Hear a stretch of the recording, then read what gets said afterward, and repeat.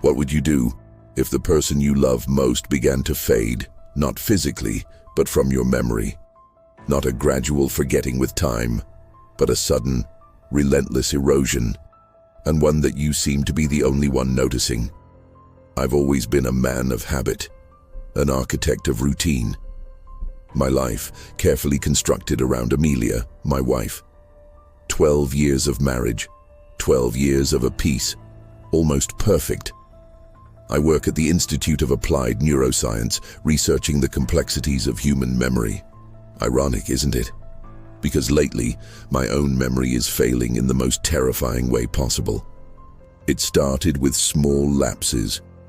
Forgetting where I put my keys, the name of a colleague. Normal things, I thought. Stress from work, lack of sleep. But then, the lapses became more specific, more personal.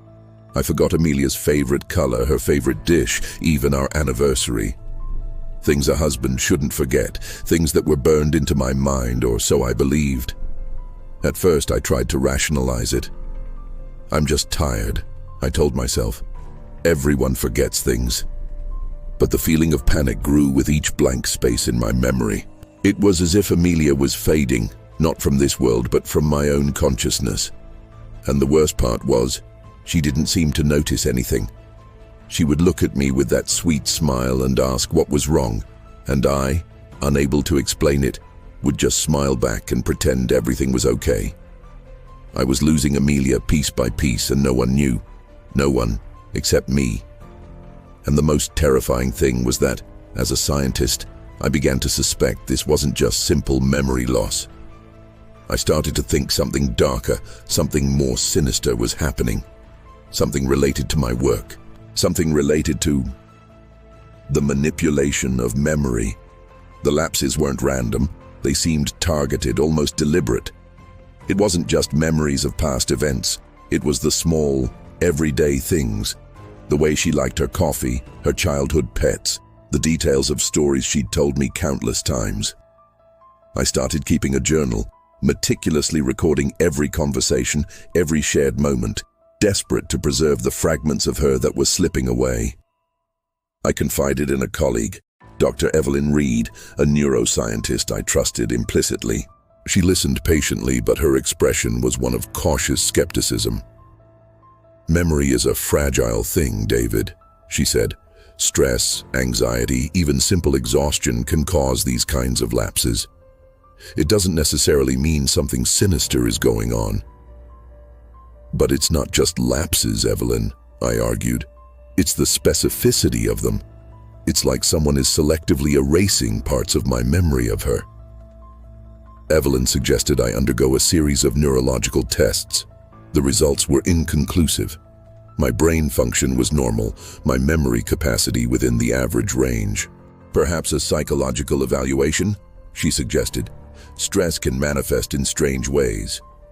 I reluctantly agreed. The therapist, Dr. Alistair Finch, was a smooth, impeccably dressed man with an unsettlingly calm demeanor. He asked probing questions about my relationship with Amelia, my childhood, my fears. He seemed more interested in analyzing me than in understanding the problem. "You seem to be experiencing a significant amount of anxiety surrounding your wife," he observed. "Perhaps you're unconsciously suppressing memories that are causing you distress." I dismissed his theories. This wasn't about suppressed emotions. It was about something tangible, something happening to my brain, to my memories. Driven to desperation, I began digging through the Institute's archives, searching for any research that might shed light on my situation. I stumbled upon a classified project from several years ago, codenamed Project Nightingale. It involved experimental techniques for manipulating memory, using targeted electromagnetic stimulation to selectively erase or implant memories. The project was shut down abruptly due to ethical concerns and a lack of demonstrable results.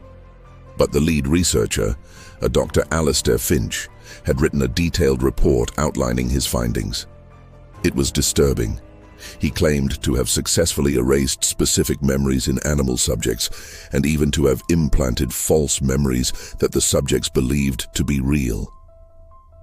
A chill ran down my spine. The same Alistair Finch who was treating me. Was he experimenting on me? Was he behind the memory loss?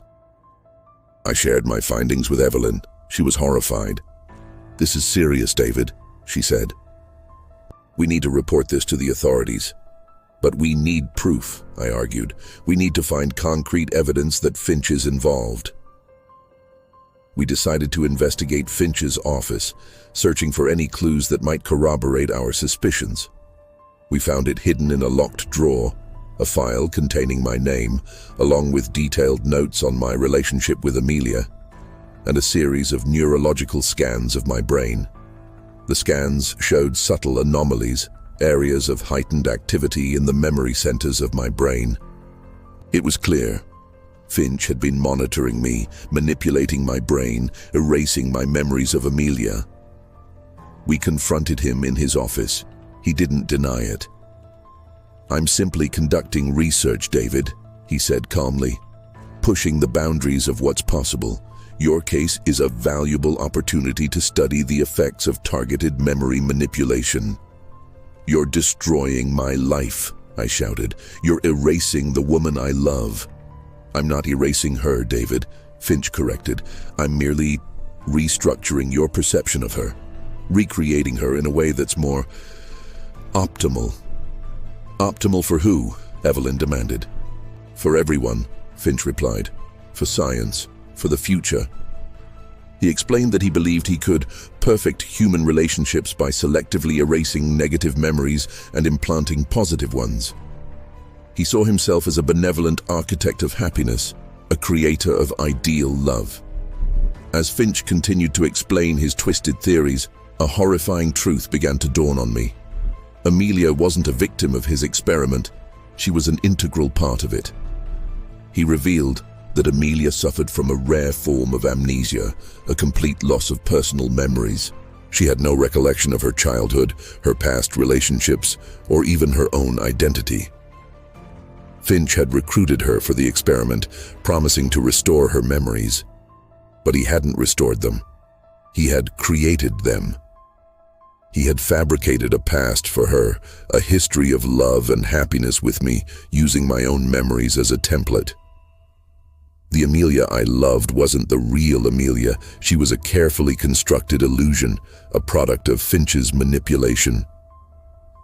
"You've been living a lie," Finch said coldly.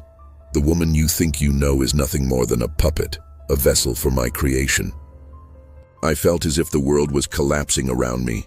Everything I believed in, everything I held dear, was a sham. The pain was unbearable. Evelyn, horrified, attempted to contact the authorities, but Finch had anticipated our move. He had disabled the communication systems and locked us inside the office. A desperate struggle ensued. Evelyn and I fought against Finch and his security guards, trying to escape and expose his crimes. The fight was brutal and chaotic. During the struggle, I managed to disable Finch's memory manipulation device, a complex machine that emitted targeted electromagnetic waves. The device short-circuited, sending sparks flying. In the chaos, Amelia appeared. She looked confused and disoriented. "What's happening?" she asked. "I don't understand." Finch, enraged, turned to Amelia. "You were supposed to be perfect," he shouted. "You were supposed to be the embodiment of my creation." He raised his hand to strike her, but I intervened, pushing him away. We grappled on the floor, fighting for control. In the struggle, I managed to knock Finch unconscious. Evelyn quickly contacted the authorities.